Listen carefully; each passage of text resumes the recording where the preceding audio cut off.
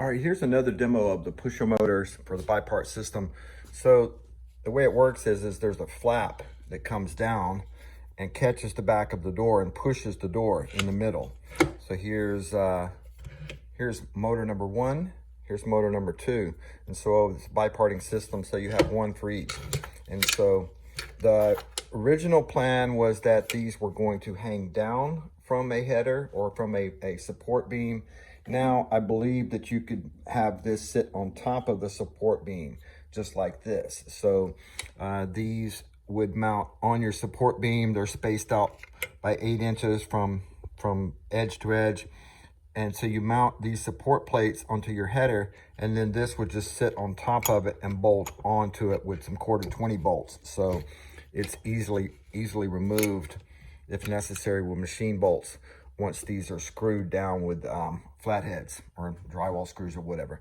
So the way it works is, let's assume the door is open right now, and we want to close the door. So I've got 2 buttons here to test with, open and close. So we're going to press close, and this motor represents the motor driving the door. So we press close, it closes the doors.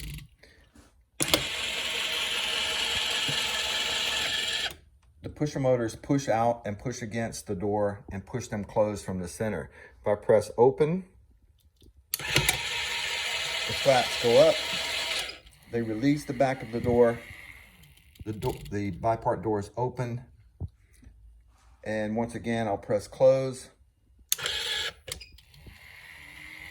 The bipart doors are closing.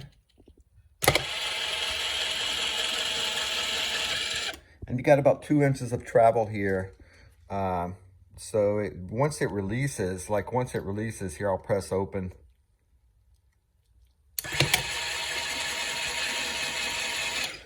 It pretty much lets the doors go immediately, but I gave it 2 inches of travel just to have a buffer, okay?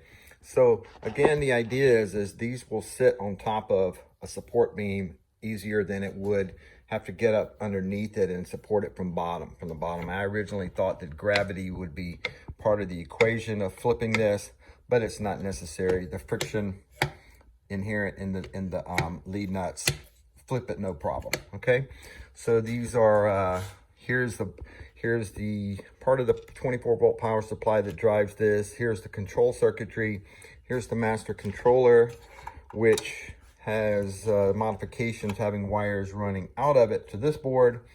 And so you would mount this and this onto a board just for testing purposes. So you've got some holes here to screw this so that these wires can't be, pulled on. So mount both of these. You've got holes in the bottom of the master controller in all the corners. Can't see it for light there, but mount this box and mount this just like this in this thing, and then you will be able to just take these wires, plug them in. There's only a couple wires that plug in, and you can't miss them because one's 8, one's 4, one's 5. You can't mess that up. And then all of the cables are numbered. Green is on number 1, but it has number 1 on it, and these have to go to the correct motor. So 1 must go to motor 1. One motor is a left-hand thread lead nut. One motor is a right-hand thread lead nut, and it has to be connected a certain way or they will run backwards. Okay.